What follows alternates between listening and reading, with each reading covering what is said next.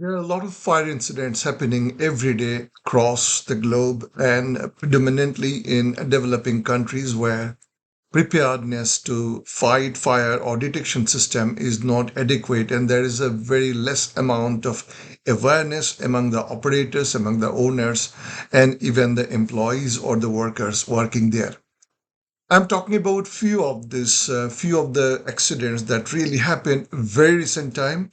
I'm talking about some of the incidents that has happened recently in Kolkata, in the city that I come from, and also some of the massive fire incidents in large corporations. And one thing is common, there is less detection system and mitigation system. So this article is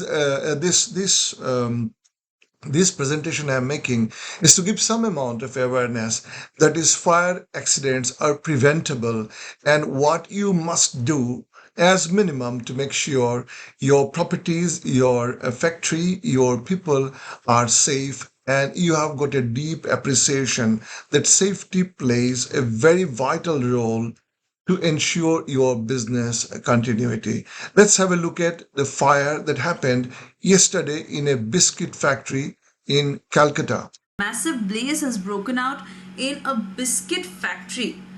As per the details we are receiving, no casualties have been reported so far, but rescue operations that are underway. These are pictures coming straight from South 24 Parganas, where you see a massive blaze that has broken out in a biscuit factory. Suryagini, my colleague, joining us with more details. Suryagini, what has caused this fire and what exactly is the status of the rescue operation? So this fire broke out in a biscuit factory, which is considered to be relatively safer. But there are a lot of inflammable articles inside, for example, the raw material used for making biscuits, papers, the wrapping papers, the plastic used for packaging, and the corrugated cartons and other stuffs. These are all highly inflammable material and can burn with ferocity. And once this fire breaks out, and unless this is controlled quickly and brought under control, it is literally impossible to contain these kind of fire. And you can see how crowded is this area, the smoke billowing out of this building, and this looks like in a very very crowded place and doesn't look like an industrial area. And it is predominantly, it is reported to be most likely from an electrical short circuit, which is one of the main reason for many such fire. So poor quality electrical connections, poor quality of the electrical wire and cables, and those are some of the vital reasons for such incidents. And once I come into the subject, I will tell you how you should identify the hazards and the kind of risks that can happen and the risk control measures and how you can prepare for an emergency, whether you will know in advance whether you're prepared to mitigate such kind of an emergency. Let us look at another incident where fire broke out in a plastic factory again in Kolkata yesterday.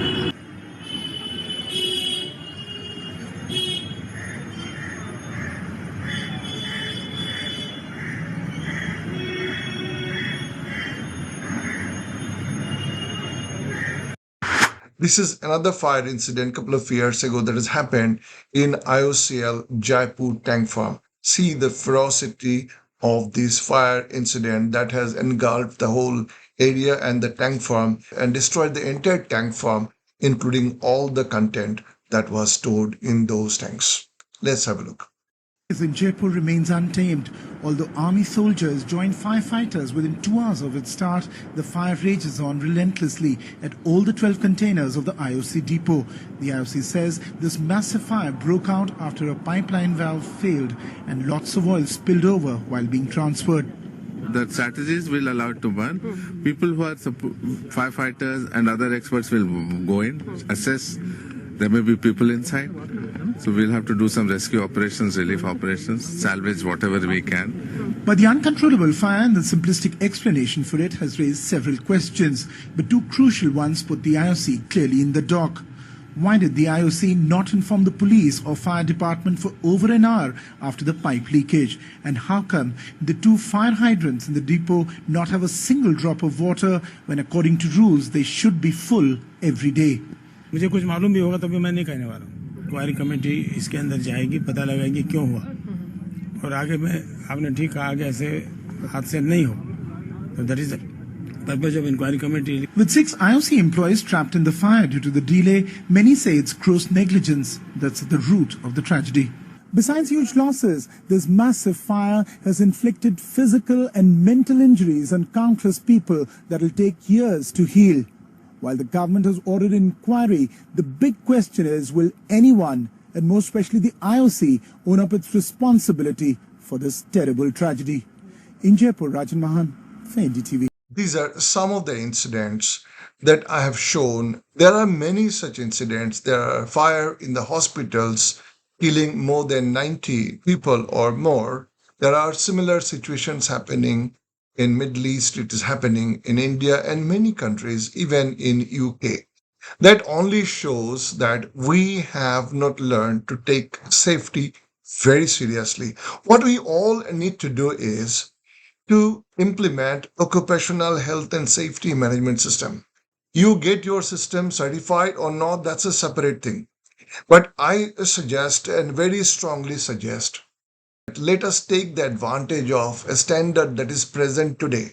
I can be of help to you to identify what kind of hazards are there. Hazards means the situation or conditions that can give rise to an incident or accident which can have a catastrophic proportion of impact, which we call risk. So hazards will bring risks, and risks need to be identified, and then control measures are brought in place. Once control measures are brought in place, we have to test them, though those measures are really effectively working, and they will work in case there is an emergency. That's called emergency preparedness. And then you test the emergency in a simulated condition and get your lessons learning recorded and improve the system so that in case of real problem, you are ready to mitigate that. And by doing that, you can achieve zero accidents and ill health at the place of your work, which is the whole idea for your business. Your business will never continue if there is a fire and the whole facility is destroyed. Let's talk about the chemistry of fire. Fire can be considered like a triangle. It has got three components. First is the fuel, which is solid fuel, liquid, vapor, or gas, something that burns. Some hydrocarbon, that is fuel, that's essential. So anything burns is basically hydrocarbon. Then you need a source of heat. That could be a spark from electrical spark. It could be a spark or direct ignition or a fire or source of fire. You need a source of fire. So you need fuel, you need a source of fire, and you need oxygen. If any one of these three is missing, there will be no fire. For example, hydrocarbon is surrounded with oxygen. There is no fire because there is no source of ignition. If there is a spark, then it can catch fire. Or if there is no fuel, then there is no fire. If you remember in the presentation of IOCL chairman, he was telling our strategy is that entire fuel burns and there is no fuel, that fire will automatically extinguish. Clearly, there was no emergency response and preparedness feasible because the fire was so ferocious and so big in scale, it was impossible to douse such kind of fire. So only strategies you burn. So clearly there was a complete deviation from occupational health and safety management system standard, which requires you to have an emergency preparedness test the emergency preparedness and remain ready and do not allow the catastrophe to consume ourselves. Now, if these three things are there, fire is possible. So our intention as safety personnel is to keep these three elements separate. So firefighters actually what they do is try to put a barrier between oxygen and the fuel, and of course once the source of heat is there, it will keep burning, and that is when the only way is to separate oxygen from the fire. That can be done by putting water for some type of fire. It can be by dry chemical powders to create a separation between them, or creating an oxygen deficient area by introducing, for example, CO2 and other gases which will drive away oxygen, and therefore there is no oxygen, so fuel cannot burn. Sometimes you might have seen in your childhood, if something is burning, you just cover it with a lid, and what it does is that oxygen is getting converted into CO2 and there is no oxygen, so fire gets extinguished. So this is how, even at home, if there is a fire on your saucepan where someone is cooking, the first thing is you will shut off the gas source, so the fuel will be stopped. The fuel is stopped means there'll be no further fire, but the fire that is on the pan which is burning the cooking oil and the food is burning, and you have to put a lid. The moment you put a lid, oxygen is separated, so fire gets extinguished. So our intention is always to keep these three elements separate, to prevent fire and to mitigate fire, to separate those three things. That's the basic of fire and firefighting. So fire and safety is one of the most important thing. Occupational health and safety is one of the most important aspect of your business and has to be integrated with your overall strategic direction. It's not that safety management system can be seen in isolation without looking at this in integration with your overall business management practices. I wish your facility to be safe, your people to be safe. As a quality and safety trainer, my services are available in whatever capacity I can offer. Please feel free to contact me just in case you feel that I can be of some use to you. Thank you. I welcome you to join our occupational health and safety awareness program, and possibly for an advanced level of learning, occupational health and safety management system auditor training program. Thank you so much.